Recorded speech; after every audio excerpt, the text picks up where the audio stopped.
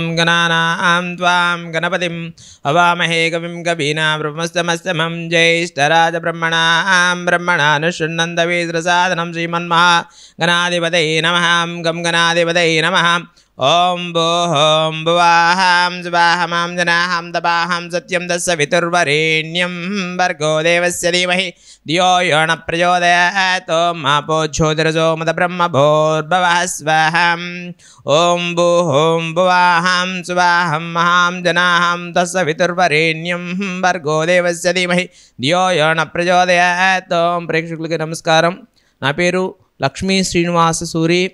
శ్రీ శ్రీ శ్రీ పంచముఖ గాయత్రి జ్యోతిష్యాలయము శ్రీచక్ర శక్తిపీఠము 21 సంవత్సరాలు అనుభవపూర్వకంగా ఇప్పుడు ప్రస్తుత మన రాబోయే శ్రావణ మాసము అనగా ఆగస్టు నెల శ్రావణ మాసము 2 కలిసి ఉన్న తేదీల్లో మనకి ఏ రాసుల వారకు ఎలాంటి పరిణామాలు ఉంటాయి, జాతకరీత్యా వాళ్ళు ఎలాంటి రెమెడీస్ చేసుకోవాలి, రెమెడీస్ అంటే వాళ్ళకు సంబంధించిన దోష పరిహారాలు నివారణ చేసుకోవాలి అనే దాని గురించి మనం చర్చించుకుందాం. మొట్టమొదటిగా సర్వమంగళ మాంగళ్యే శివే సర్వార్థదాదకే శరణ్యే త్రయంబకే దేవి నారాయణి నమోస్తుతే. మొట్టమొదటిగా మేషరాశిని తీసుకుందాం. మనం మేషరాశి అశ్విని నక్షత్రం 1, 2, 3 పాదాలు, భరణి నక్షత్రం 1, 2, 3 పాదాలు, కృతికా నక్షత్రం 1వ పాదాన్ని మనం చూసుకుందాం. దీన్ని ఇప్పుడు మన ప్రస్తుతం దాని ప్రకారం చూసుకుంటే కొంతమందికి నామ నక్షత్రాలు ఉంటాయి, కొంతమందికి జన్మ నక్షత్రాలు ఉంటాయి.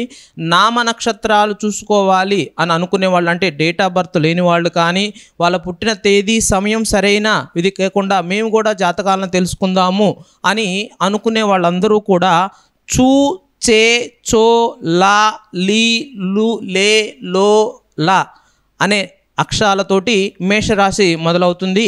ఈ మేషరాశి వాళ్లకు గ్రహాలు మన ఈ మధ్య పంచగ్రహ కూటమిలో మొట్టమొదటి అనుకూలతలో ఉన్న మొట్టమొదటి రాశి మేషరాశిగా పరిగణించబడుతుంది. వీళ్ళకి గ్రహానుకూలత చాలా బాగా ఉంటుందని చెప్పవచ్చు. అలానే ఉద్యోగ అనుకూలత, సౌఖ్యము, మాతృ సౌఖ్యము, వాహన సౌఖ్యము, సంతాన సౌఖ్యము, శత్రుపీడ నశించవచ్చు. శత్రువులు ఎవరైతే వాళ్ళకి ఉన్నారో, శత్రువులు పదే పదే వాళ్ళని ఇబ్బంది పెడుతూ ఉన్నారో వాళ్ళ ద్వారా మనకి అనుకూలత వస్తుందని చెప్పవచ్చు.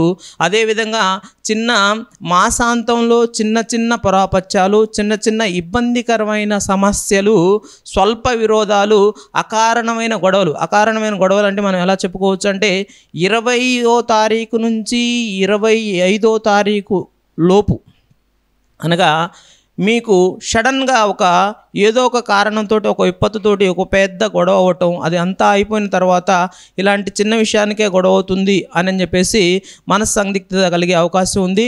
వీళ్ళకి నివారణ కూడా చేసుకునే మార్గం ఉంది. కుజగ్రహానికి సంబంధించిన స్తోత్రాన్ని చదువుకుంటూ, సుబ్రహ్మణ్యేశ్వర స్వామి మంత్రాన్ని చదువుకుంటూ వాళ్ళు సుబ్రహ్మణ్య స్వామి దర్శనం చేసుకుంటే చాలా ఉపయోగపడుతుంది.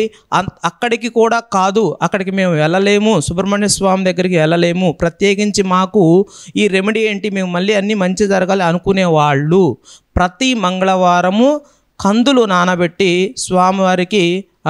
స్వామివారిని మనసులో తరించుకుంటూ స్మరించుకుంటూ గోమాతకి మంగళవారం ఉదయం 5:30 నుంచి 6:15 లోపు స్వామివారికి నమస్కరించుకుంటూ గోమాతకి కందులు పెడుతూ వల్ల మీకు ఈ దోష పరిహారం అనేది నివారణ జరుగుతుంది.